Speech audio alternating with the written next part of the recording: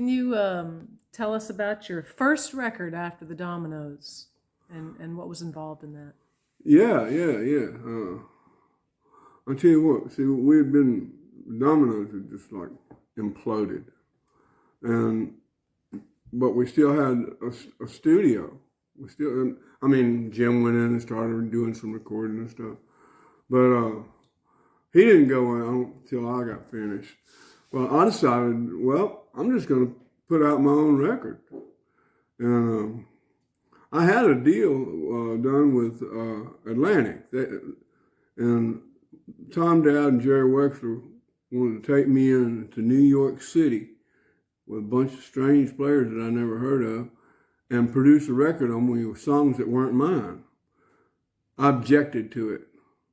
Well, I just went ahead on, didn't contact Atlantic or anybody. I just went ahead on and called. I said, well, who am I going to get to play on my record? I'm going to go ahead and cut my record myself and produce it myself. And I got Andy Johns to engineer and co-produce it with me. I think he's co-producer on it. Anyway, I got Andy to engineer it. I called Eric. I said, hey, man, I'm going to do a record. I'm going to do a solo record. He said, you want to play on it? He said, sure. And I called George, and I said, hey, George, I'm going to do a solo. Eric's going to play on it. You want to do it? I said, Jim Gordon's going to play drums, and I got Klaus on bass. And he said, yeah, count me in. And it just turned out to be my 23rd birthday, was the first night that we recorded, my 23rd birthday, and March the 18th is when it was. And we're at Olympic and did ready for Saturday night. I mean, honey, where there's a will, there's a way. And A Day Without Jesus. We did these all in one night. A Day Without Jesus. And then I went, George was as far from me as you are right there with that camera. So he was sitting just on the other side of my organ. And Eric was right there, just on, so where they both had visible, where they could watch each other. Andy Johns was in the control room, which about where the light switch is. And Jim stayed in the drum booth the whole time because he and Eric had it out. It wasn't, but just a few days before that, that they had it out, and the band broke up, and Carl couldn't get there, so I had Klaus on, and Jim Gordon stayed in the drum booth the whole damn time, and Eric had his back to him. All right, so it was kind of like Eric and George and me in this little huddle, and I had contact, and Klaus was right there. I had eye contact with Andy right there, and we did Where There's a Will, There's a Way, and A Day Without Jesus. And George said, well, what's next? And I went, I didn't plan on doing 3 songs. He said, why don't you just make something up? And I said, all right. And I hit a B minor 7th. Now, if you don't play organ or something, that's just our keyboards. You know that's the dreaded something, It's like it's one note off of C, which is, I'm at home in middle C. Well, I hit, and why did I do that? And I went,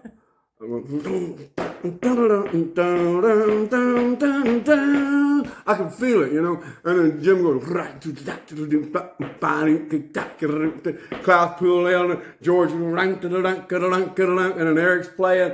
I mean, it all just gelled just like that, and I made up the words on the spot. And then I told her that I loved her, and she said she loved me too. Said we'd always stay together, there's nothing left to do, oh, but worry about you. And all we had was just a short affair. And oh, honey, I really didn't love you.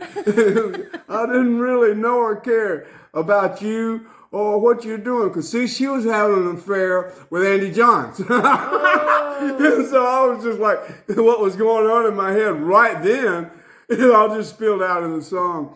And it would went tune, tune, tune, tune, tune, just like that, you know. And yeah, that's how that came together. When that ended, did George go, wow, I mean, you know, I should have just make up something and Oh well, we all just kind of went wow, because we were all making up something at the same time. We were all listening to each other. We had played together already quite a bit, you know. I mean, even with George and on all things. I mean, because we were really listening to all of that. But were you living with George at the time? what? Weren't you living with George at the time? No, I was kind of bouncing between my house in Chertsey, White Barn, and Eric's house, Hurtwood Edge. And I had my 68 330 GTC Ferrari. And on the way to the thing, I left Eric's house, and it was raining. It's England. It's always raining in England. And I left Eric's house, and I forget exactly where I was. It was about halfway to the studio, and I was at a roundabout, and I heard a car go, and it seized up. His brakes had seized up, and it go, and bam, right into the back of my Ferrari. I got out, and the trunk was bent and open and everything, and the guy was just mortified, you know. He was just totally mortified. He and his wife, that they had run into this Ferrari. And I told him, I said, hey, you know, don't worry about this. You know, they said, well, come to the house and let's have some tea. Let's make sure everything is all right and exchange information. I said, all right. And so the house wasn't very far from the roundabout. I went by, and I'm on my way to the studio, right? And with George there, and Eric's already there, everybody's there. And I'm sitting in there. I said, look, I got to get going. I said, you know, I've got a session to do. And can we do? I said, no, don't even worry about it. You didn't mean to run into me. I'm just glad everybody's all right. And I drove on with my trunk was tied. You know, it was tied down. The trunk lid with a rope. And pulled up, and the back end was smushed. And Eric's standing out front with a package in his hand in front of Olympic. And I pull up, and my Ferrari's bashed in the back. He said, what the hell happened? And I told him the story. And he said, well, here, happy birthday. And he gave me it was like all newspaper and all wadded up. And it was a great guitar strap, about that wide, and it had a purple tail of leather on it. And it's one of his old, I've seen one picture of it a long time ago in the early Cream days. And he gave me that and some museum turquoise necklace, the one that Delaney and them trashed. But we went on in and recorded those 3 songs, and it was just amazing. I put the car away. I had Mick Byatt, who was looking after my automobiles, and Eric's and everybody, Ronnie Woods. He took it to get it fixed. I didn't even bother to ask him where he took it. I went to America, you know, like a month later, and or less than a month later, because I got Delaney and Bonnie singing on it. I went to California, and the car was in. I thought it was going to be back, and while I'm gone, he passed away. And so I never knew what happened to the car. No. And when I traced it down, an attorney has it in London, and he found out that I was looking for it, and he got all lawyered up. So you got a barrister all lawyered up, you know. I said, oh man, you can have it, car. You know? Huh? It's got your car. Yeah, they got my car. That's all right. I've had lots of cars, you know.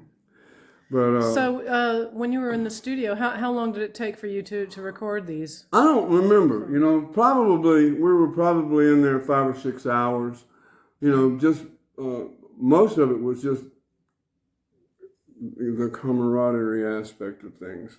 We weren't in there very long. We got in there and took care of business. And you recorded the entire record? No, just the 3 songs. Oh, okay. And when did you finish it up?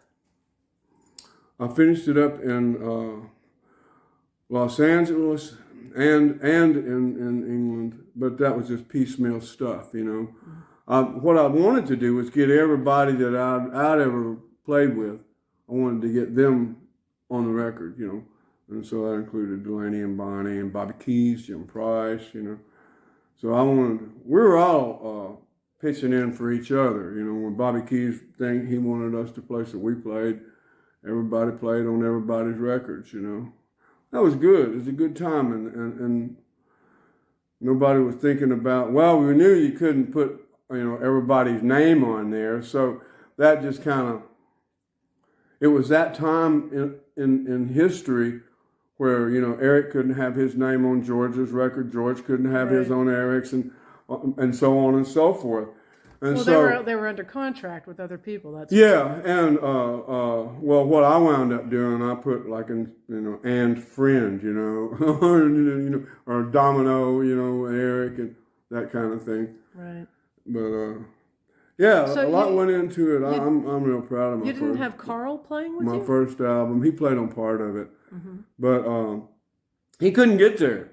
They were busy. Like when the band broke up, Jim Gordon was already planning on, he had already made a deal with Stevie Winwood and those guys, the Low Spark of High Heel Boys, you know, and then Carl had already planned on going back to Leon. So, shoot, there I was, you know, I got access to everybody and everybody wanted to do it, so let's get in there and rock, you know, and that's what we did. Yeah. A lot of fun, you know. I don't know what else to say about that record, you know, except that it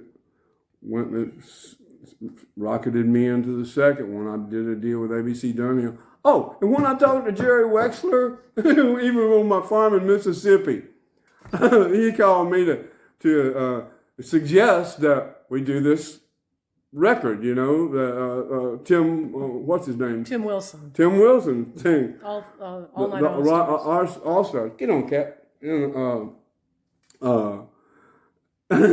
were talking, and he said, I said, you sound like you got a grudge, you know?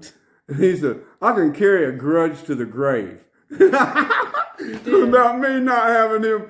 I'm not the only person in history that ever turned down Jerry Wexler and Tom Dowd to produce the record, you know. Now, they were going to put me in a suit and shit, man. I wasn't ready for that. Now, if it was Granny's suits, one thing, but no, not some slick black thing, you know. Right. Oh, that heat and beige. High to the hey, yeah. No, hell no, you know. I like my songs. I like expressing myself, you know, telling the story. I got a story to tell. I had one to tell even then, but I didn't tell the whole thing. I was embarrassed at how I had grown up, you know, in abject poverty. It was embarrassing to me. So I never told anybody that we lived, you know, in high water houses in the middle of a cotton field or a bean field and chopped cotton and beans and strawberries and all that stuff, you know, when I was young. And I was embarrassed by my